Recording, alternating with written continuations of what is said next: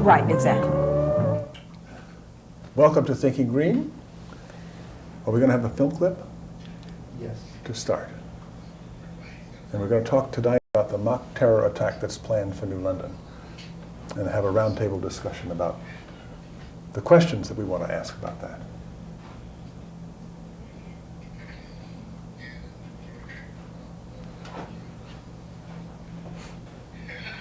And we have lots of questions. There are many questions.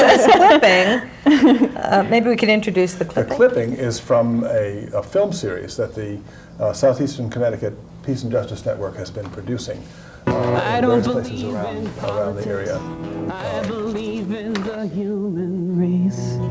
I believe in the goodness of people in New York or some faraway place. I'm on the Staten Island ferry in the afternoon heading over to Lower Manhattan, and again, the guys are angry. I understand the anger, everybody's angry, but I just felt it was misdirected. You know, I mean, guys were talking about nuking all of the Middle East. We have guilty parties, and then you just have the people. And the people seem to always suffer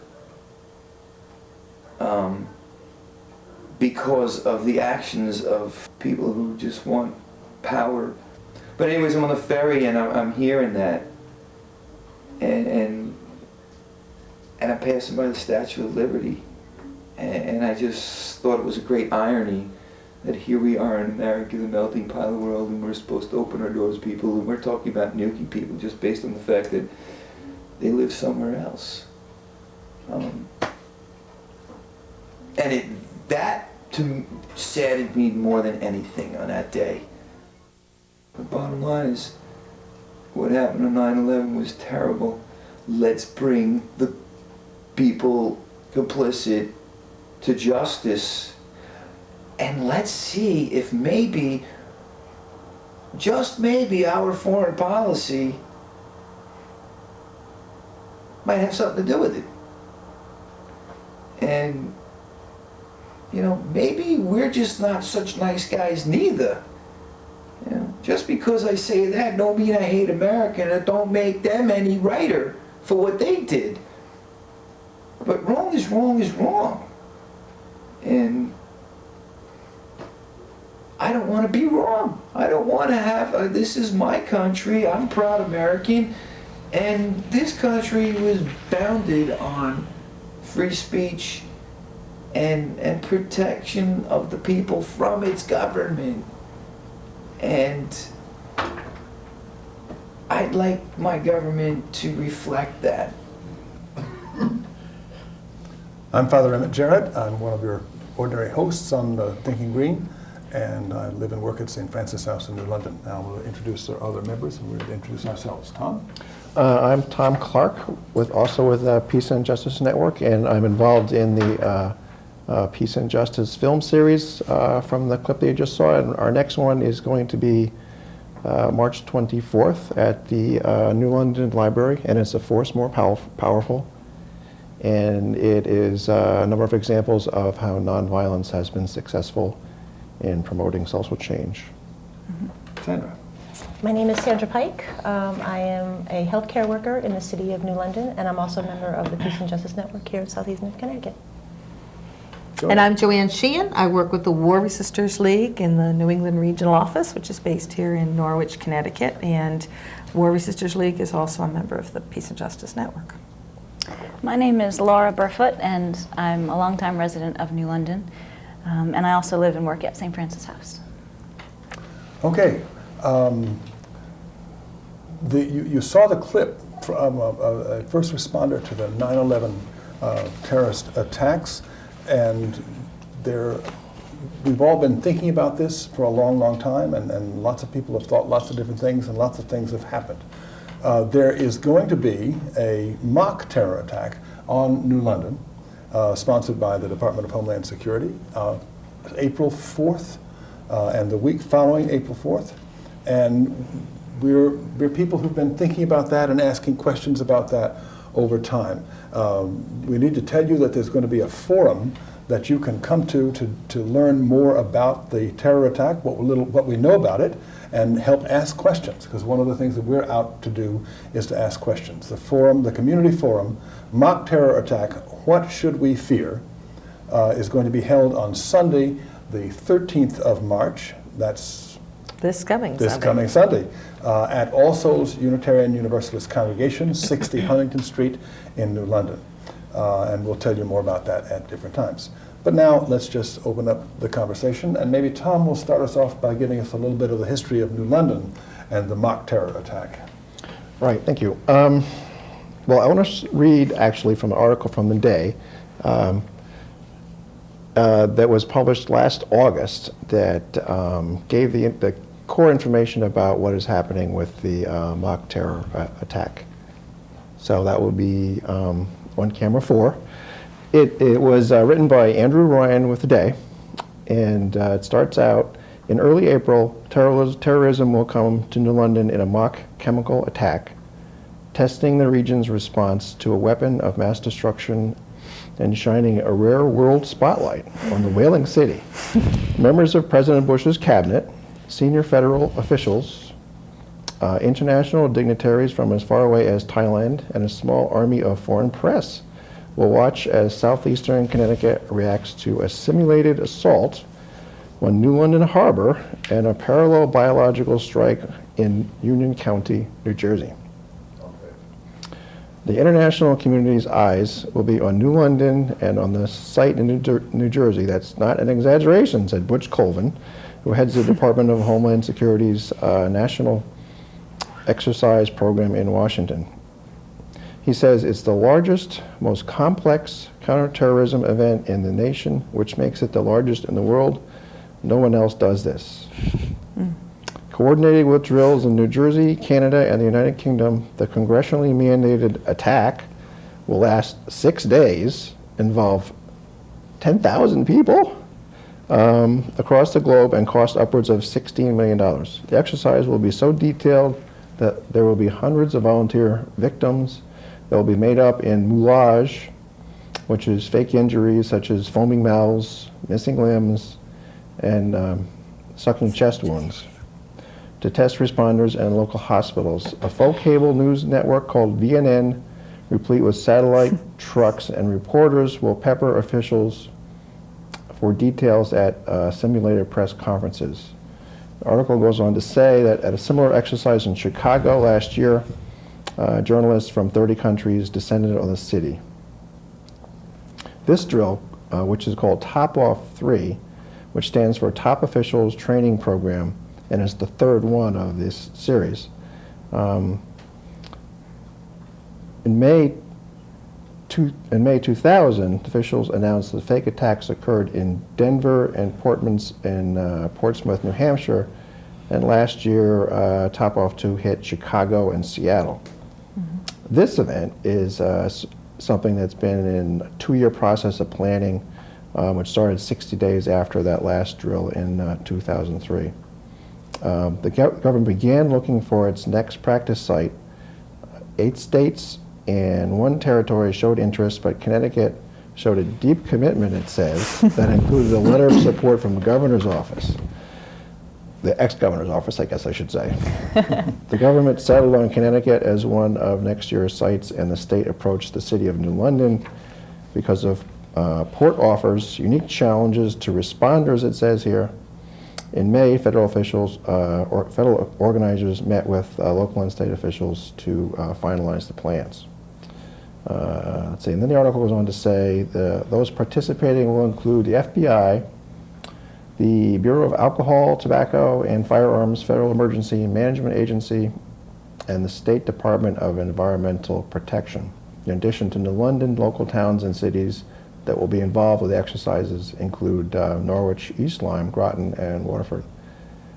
Beyond the response to the attacks, the government this year wants to focus on 3 peripheral areas. First, private companies.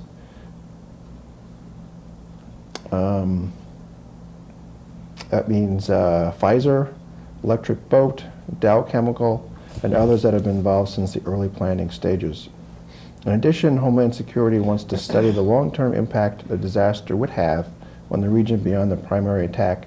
Officials want to gauge the economic, psychological, and other aftershocks of a terrorist attack. So they actually will have a number of studies that will come out of this after the attack that will be at some point made public, but that does take quite a while.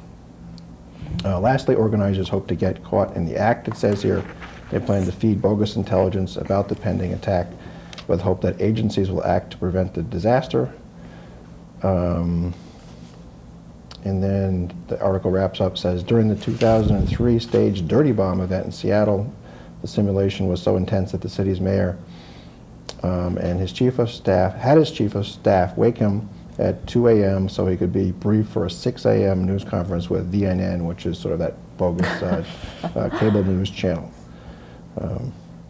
And this we learned last August, and since then there have been a number of details that have come out about it, such as that the Coast Guard plans on closing the waters off of Ocean Beach and Fort Trumbull, and the state there are going to be, we have found that they're actually advertising for hiring fake journalists to be part of this effort, and a number of other details.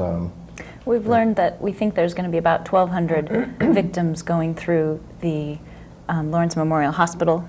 And other hospitals around. And other Apparently there are a number of hospitals that are involved. So some will come up to Bacchus, some will go over to Westerly, even as far as Bridgeport. So I think the whole state's really involved in that kind of a way, since 1,200 victims going to any one emergency room would obviously overwhelm them. So that's not much of a test, because we all know that. Yeah. And one of the questions that we're finding is what Tom read about testing the response of the general population to this kind of terror attack. That is being said on the one hand, but on the other hand, we're being told by city officials that the public won't be disturbed, that children in schools will not be disturbed, that people with mental illness will not be disturbed. So we have a question about that. How can you test the response of the population if the population are not involved?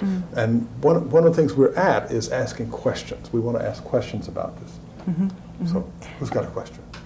Well, Tom, I appreciate you reading that, and it's interesting because it's been a while since I've read that article, and I find that every time that my response is, this is just totally bogus, it's ludicrous, it's crazy, but I think that we need to, and so my response is sort of to make fun of it and think, oh, what the heck is this? But we need to be careful not to think that it's play, not to think that it's actually a joking matter, because it's not, it's quite serious. Well, I mean, one of the things that it reminds me of, being a little older than you, Laura, is the duck and cover exercises that we did. I mean, as a kid in grade school, they told us how to prepare for the nuclear bomb when it goes off. Right. Don't look at it. Don't look if the bright light happens, because your eyeballs will melt. Imagine telling 8 and 10-year-old children this. Duck under your desks at school, that somehow that would protect us, or go out into the hallway and live out there for who knows how long. So there was such they were trying to get us to both fear that and fear the Soviet Union, because they would do this to us, but also make us think that if the government had enough drills, if the government had enough opportunities to have us duck and cover under our desks or hide in the hallways, that we could live through it, so that we could continue to have to make nuclear weapons, continue to engage in this outrageous arms race, and that the government would somehow take care of us. And I see it as the same thing, that somehow, just like with the orange alert, there's a lot of chatter, we can't tell you what, we're not even sure maybe what, but we'll go up to orange alert and, then we'll kind of protect you. In some ways, I'm concerned about this being that same kind of thing. Yep. And that it seems to me, and maybe Sandra, you could speak a little to this, that, I've been thinking of it lately as like a puzzle, so that if you look at different individual pieces, you could see why the top officials would want to have a communications drill.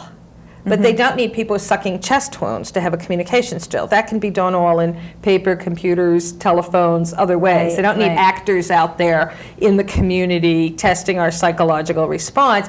And the same with hospitals, that we know hospitals need drills, we know people, but a drill, I talked to Megan Bartlett, who is in that film that we saw at the beginning of this, and she said, she's an EMT in New York City. She said, a drill is repetition.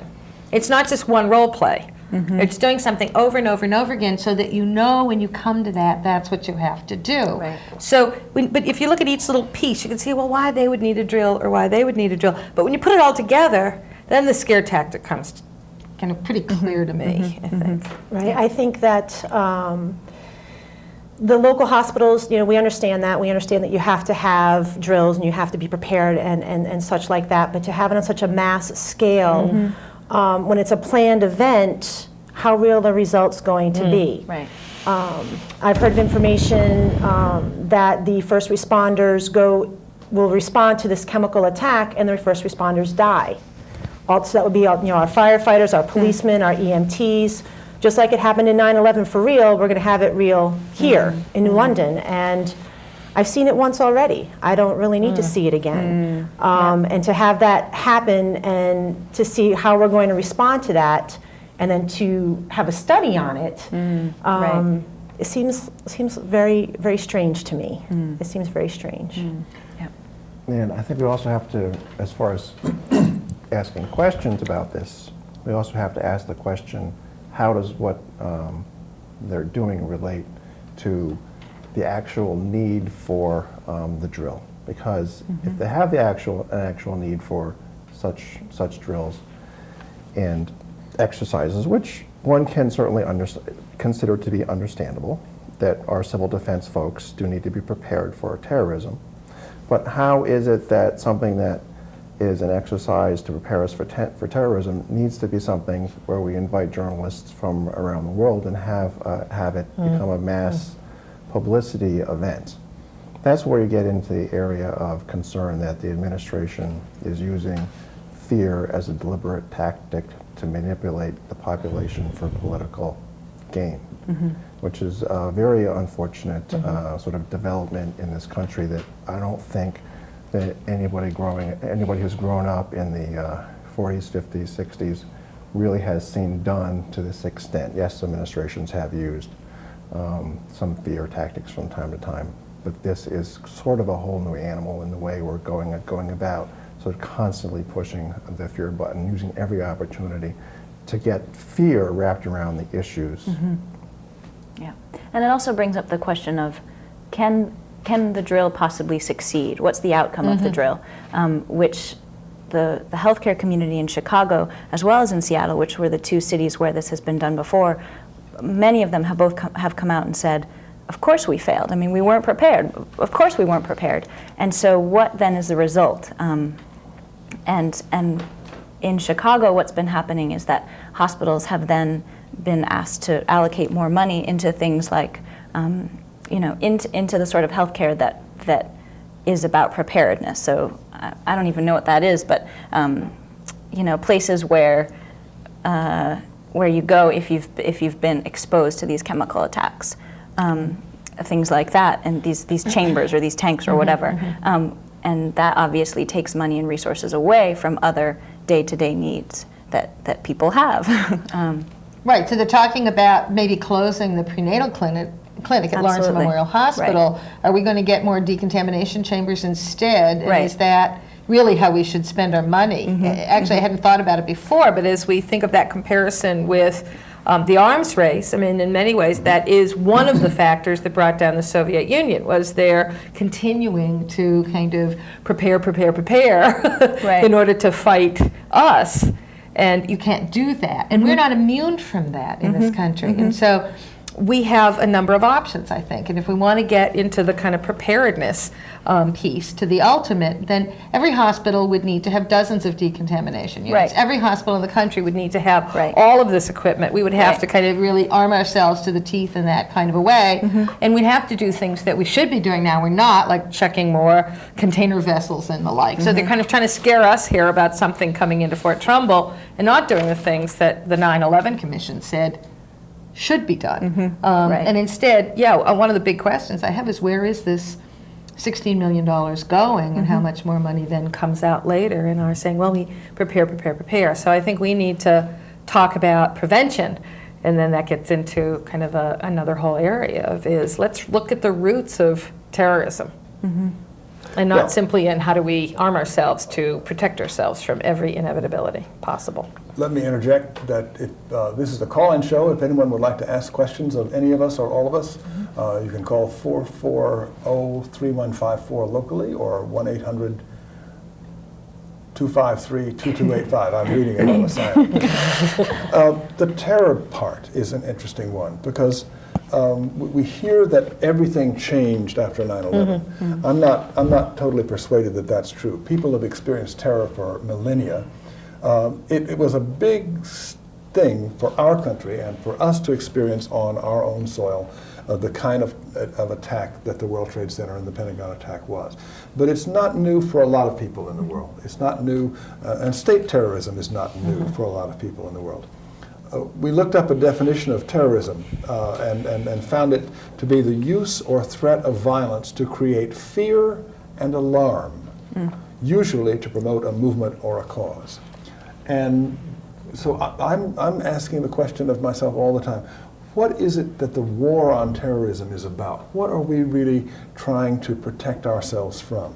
The dangerous part seems to be that we project all the evil on somebody outside ourselves, all the evil on people in the Middle East, all the evil on people who are of another religion, of another race, of another persuasion about this, that, or the other, and never see anything in ourselves that is complicated and like. Yeah.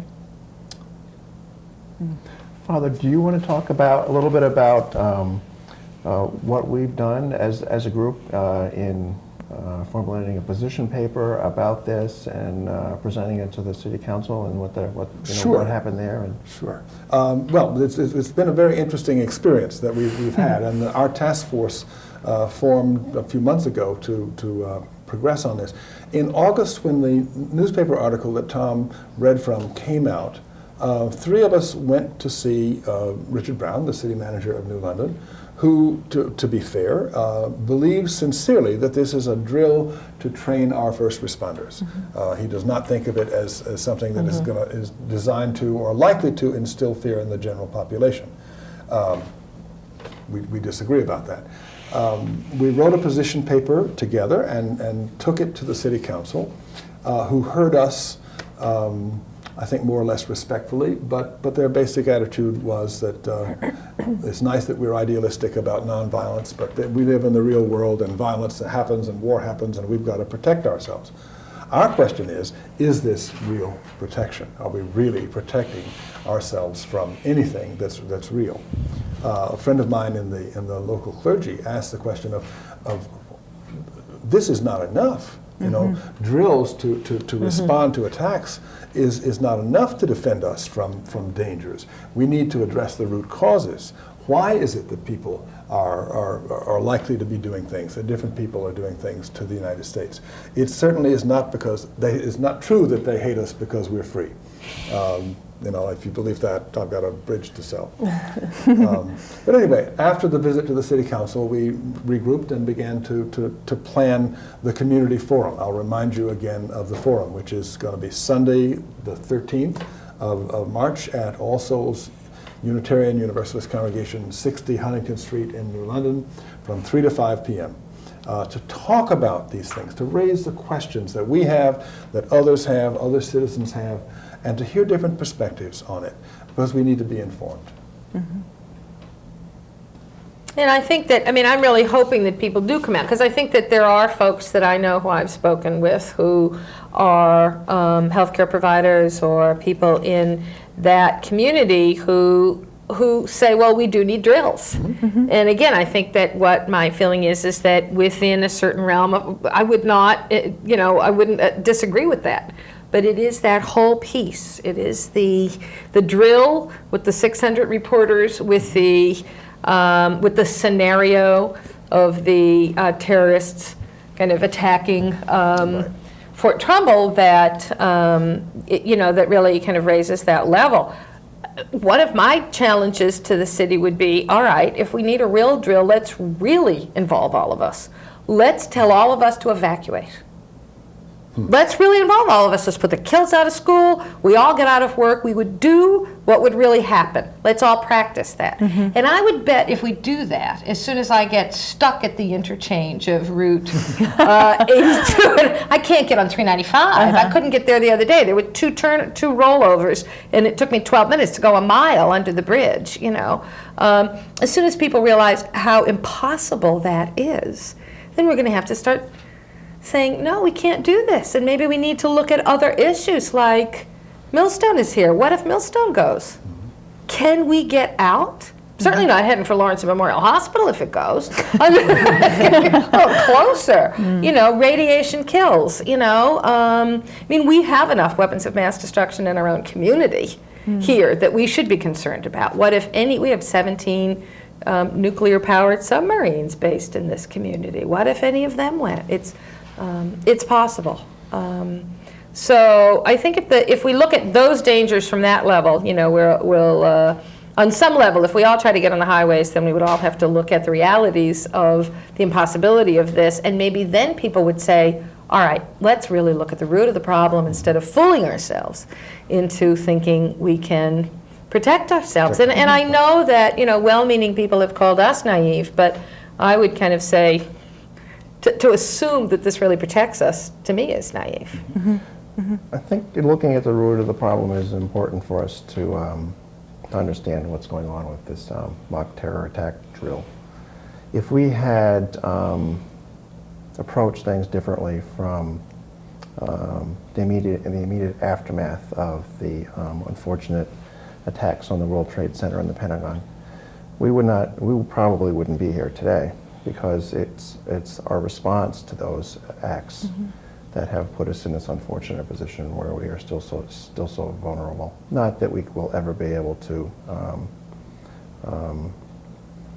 stop the possibility of terrorism. That probably isn't going to happen anytime soon. But if you look at, go back to first principles in a matter like this, and look at what would have happened if a leader of our country had treated it differently, and instead of pushing the fear button, instead of starting a war on terrorism, had simply explained to the country that after such a horrible event, where thousands of lives are lost, there are a number of responses, and one of which is for the people of the country to realize that no matter what happens, no matter how many people die in an awful terrorism attack, the only way that it can really hurt us as a country is if we lose our soul as a country, is if we lose who we are as a free people. And indeed, that is the kind of thing that has happened to our country by pushing the fear button, by taking away our country's liberties one after the other. If we had simply said, they can't hurt us. We are still here. We are still alive. Yes, we will try and find these people. Yes, we will try and do everything we can as far as police actions to bring terrorists to justice. But to say that we have immediately to start a war on terrorism and to go and turn that into conjoining of our distaste for countries that we don't like the leaders of, and then create more terrorists by the thousands or tens of thousands, it really flies in the face of what wise leadership should have done in this country. Let's come back to the whole question of the war on terrorism, but first we need to have the community calendar. Can we have that?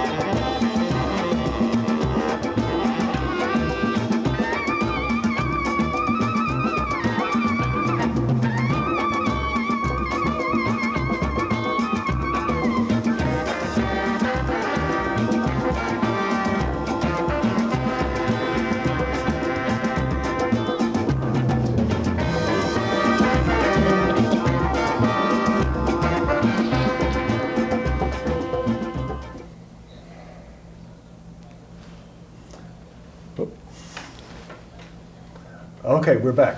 And we have a correction. The calendar had the community forum from 2:30 to 5:30 on Sunday. It's 3 to 5, 3 o'clock to 5 o'clock, Sunday afternoon, the 13th of March at All Souls Unitarian Universalist Congregation, 60 Huntington Street, New London. Do come. We'll all be there. Well, and let's also say a little about what is happening Yes. there. We're going to have literature and displays that address the issues. I think both the concerns about kind of the issue of fear and the issue of what is a nonviolent response to terrorism, and also what else could we be doing with the $16 million? You know, in our community, they say that about $5 million of it is going to be spent here. We have not. That's another one of our big questions: who gets that money?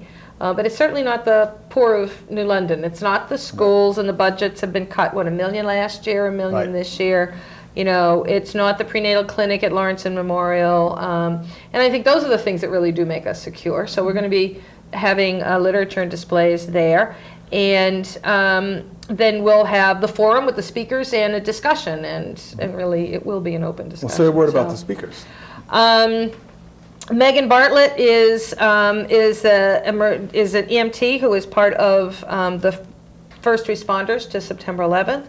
And after that, she founded an organization called Ground Zero for Peace, 9/11 First Responders Against War, made up of EMTs and firefighters primarily. I believe she said they have about 30 people in their group. And so obviously she has both strong feelings about the, you know, as a responder herself, about these issues, both in terms of what really is a drill, but also what really should we fear. And so she's going to come and be part of that forum. Reverend Ed Rodman, who's been active in the civil rights movement, now a professor of urban ministry at Episcopal Divinity School, will, I think, be able to help us frame some of the historical perspective on this as well. So there'll be childcare, which is really Yes, important, childcare. and refreshments. So make it a Sunday afternoon. Okay. So let's go back to this question of the war on terrorism. Why is it that we always frame things in terms of a war on something? We had a war on poverty, which we didn't win. There are plenty of poor people around. There are more poor people now than there were in the 60s. We had a war on drugs. We haven't gotten rid of drugs. We've got a lot of people in jail for using drugs, not many people in jail for selling them and making lots of money bringing them into the country. But the whole question of a war on something creates the sense that there's a way to win that. There's a way to get that. Is that really true? What do you think? Well, I think one of the interesting points that actually the author Arundhati Roy brings up, you know, people always criticize me for being an idealist. They say, oh, how can you be talking about a peaceful world? You know, that's just not the way things will ever be. And it drives me nuts. And anyway, Arundhati Roy writes about how no one ever talks about the war on terror as being idealism. I mean, no one ever talks about ending terrorism throughout the world as being this idealistic mission, which I think is a good point. I mean, why can't, if people are saying we're going to rid the world of terrorism, and that's legitimate, it's legitimate to call for that, why can't we be calling for pretty much the same thing, an end to terrorism, but just in different terms, different definitions of what terrorism is? Why can't we be calling for people to have health care and people to have housing and people to not fear each other as a legitimate call? I think that's a really good point. I think one of the things that has become clearer to people since 9/11 is the role the United States has played in the world. I mean, there's been a number of studies that show we're kind of waking up a little bit more. And so what we found is we back the terrorists of the world. Now, for a lot of us, this is not new news, but when people had to start talking about Osama bin Laden, well, who trained him? Norman Schwarzkopf trained him. You know, I heard Norman Schwarzkopf on the radio saying, well, I could have trained him because I trained guerrillas. Why? Because the enemy of my enemy is my friend, and we were... Right. The Soviet Union were our enemies, and anyone who hated the Soviet Union, we would train against them. And the same with Saddam Hussein. Right. Saddam Hussein was our thug. You know, that we gave him the chemicals to kill the Kurds, and then used that to say, oh, but he killed even his own people. We have to go after him. Well, of course he killed his own people. We know that. We have a call. We have a call, okay. Hey. No, not yet. Oops. Now? Now. Hello? Yes. Lots of calls. Yes.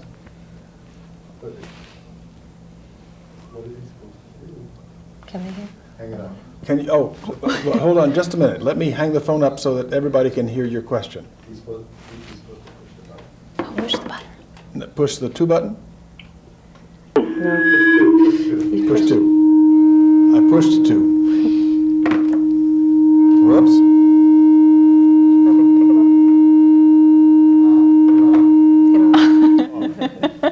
Sorry. We really do want your call.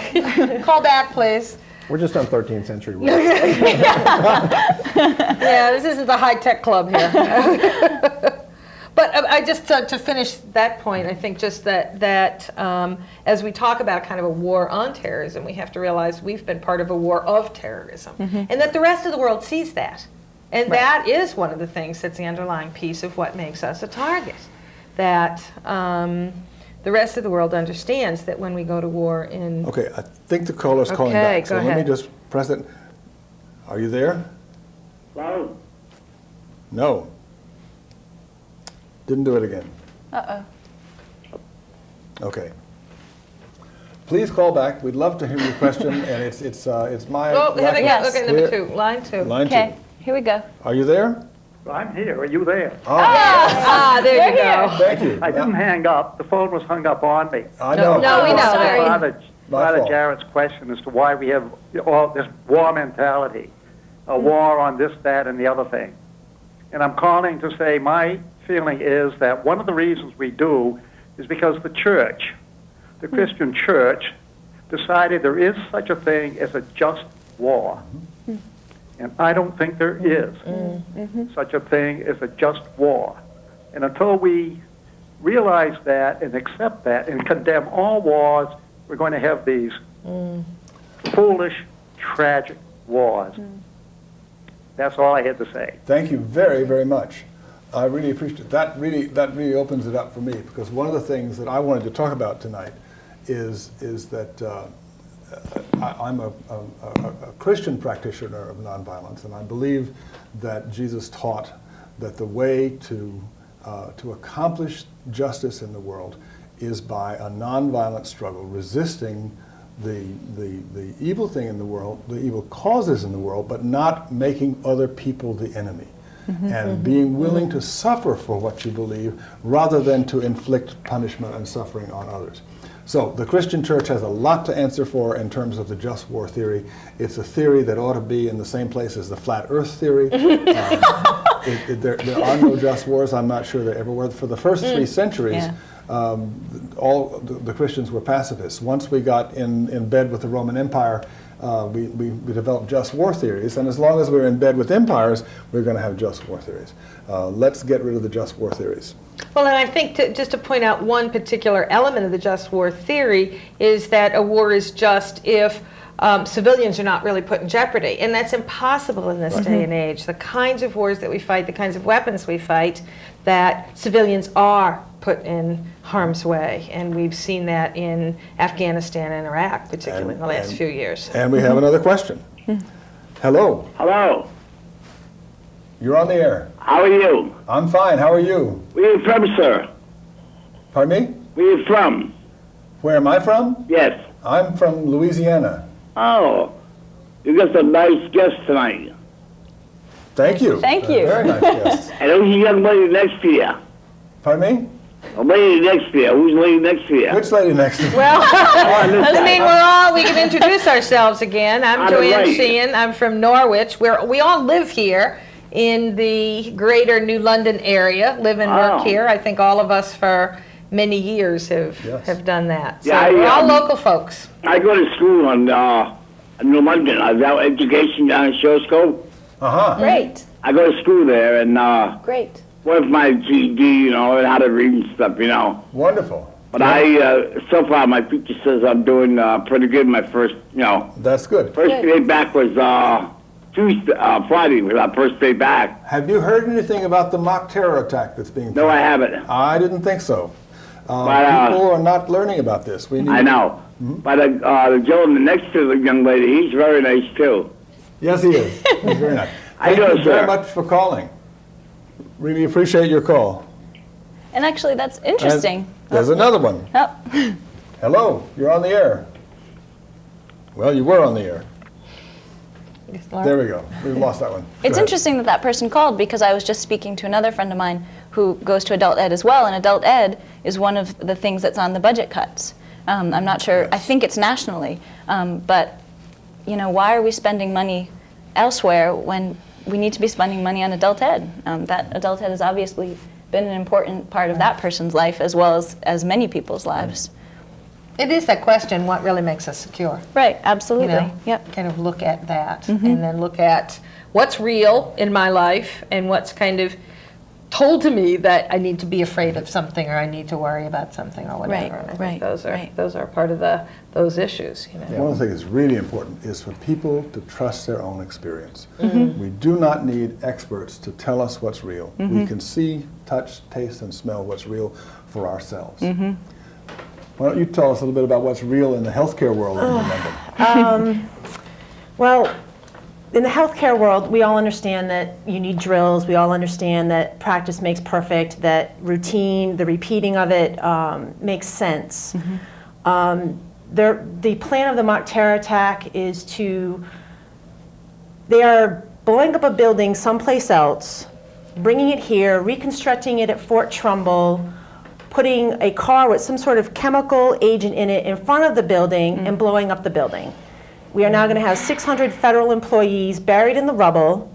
The search and rescue team that I think we have here in New London and in New Jersey are coming here to get the people out of the rubble. The city of New London, I've talked to a few people within the fire department, we don't have the equipment to actually fight a chemical exposure. We have fire hoses. The sub-base, from what I understand, has the right equipment, and the Mohegan tribe has the right equipment. Our response to a chemical exposure is to fire them with a fire hose. They know this. They know that New London is not equipped to handle a situation like this, so why not just take care of that and help us equip? Why do we have to go through this big, huge procedure in order to prove that? I don't see, it's happening in New Jersey, it's happening here, it's happening in the UK, and it's happening in Canada. A worldwide mass weapons of destruction terrorist attack. How is that going to make anybody feel? Right. You can't really, if it's a mock attack, your results are not real. You can't say that what comes into the emergency room is not going to affect anybody else Right. Within the hospital or into the clinics or wherever else these people go. Yeah, what happens to the other Right, people in the right. emergency room? It's normally full anytime I've been, Right. any of the Yeah. local ones or We have any a- ones. We have another call coming Right, in. okay. Hello? Hello? You're on the air. Yeah. Just when you was talking about the adult education and where the clinic and all that is on Howard Street, I was born and raised in New London. Did you realize that they don't even pay taxes there because 90% of that's all to the state? I didn't know that. I didn't quite catch what he said. We don't. So we don't pay taxes. We don't pay taxes there? No. The state moved all the people in there because they built them buildings, but they couldn't afford to put nobody in there, so the state put their own people in there. Okay. So there's no tax paid, that's right. Right. That's why the adult education moved from off of Truman Street over there. I see what you're saying. Okay. Okay, thank you very much. Yep. Thank you. Okay. 5 minutes. 5 minutes we have. Want some more? What other juicy things do they have in store? See, that's good. That's a good example to me of Right. that piece of that one little piece that just kind of Right. Doesn't make to sense. have our children in the neighborhood seeing victims with blood all over them or sucking chest wounds or whatever it is they plan on doing, and then somehow to say at the same time that they're going to shield the community from these kinds of things, it doesn't make any sense if they plan on studying us for our long-term effects. Obviously, the community is going to be a part of this, that they're going Right. to see this, they're going to hear it, the sirens going in the middle of the day on April 4th. You're going to know about it, and if you don't know about it, that's extremely frightening. And if you turn on the TV and you watch the virtual news network, and for whatever reason the bottom of your screen doesn't work and it doesn't say that this is, not really happening, Yeah. what is your response to that? We have a war of the worlds, people trying to evacuate. I mean, a few weeks ago, there was a false alarm, when the emergency call was made, and instead of saying, this is a drill, people left the state. Some people really did leave the state, so I think love that. that's You go across to Rhode Island and you're safe. right. It's that invisible shield, that kind of thing. I think one of the things I would like to also make sure we talk about is what April 4th is, and the significance of April 4th. That April 4th is the anniversary, the 37th anniversary of the assassination of Martin Luther King Jr. And the year before he was assassinated, on April 4th, he gave a very moving speech against the war in Vietnam. And the amazing thing about that speech is how he talked about kind of the roots of American oppression. Really, he could have been saying the roots of terrorism. He really was saying that. He didn't use that particular phrase, but that's really what he was describing. And he goes on to say that the real evils, the triple evils, are war.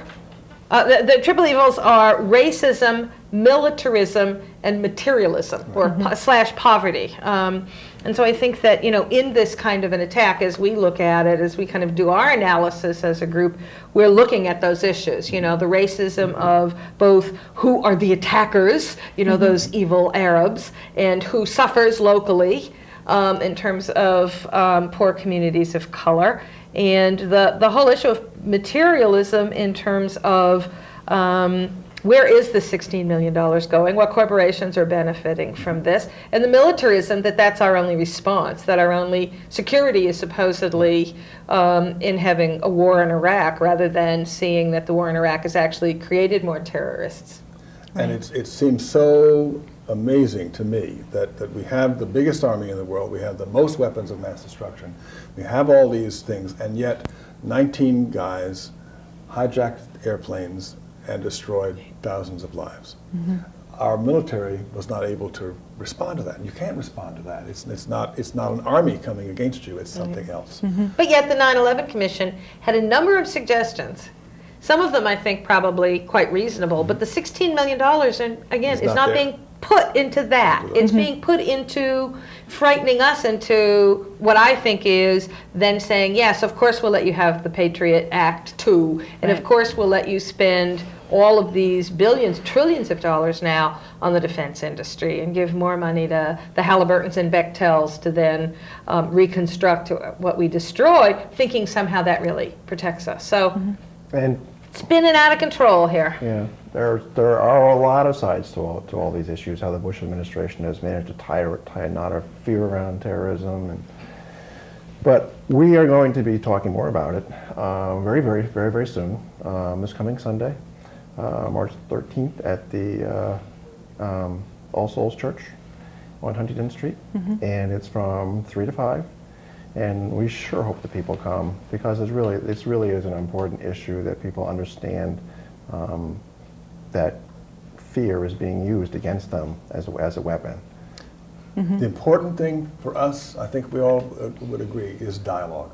We need to ask the questions. We need to pose the questions. We need to get some answers. The contradictory things are coming out, and so we need to find out what the truth is. The truth will really make us free. How are we going to understand this event? Come to the forum and join the conversation. We'll And keep help us talking. ask the city those very questions as well. Right.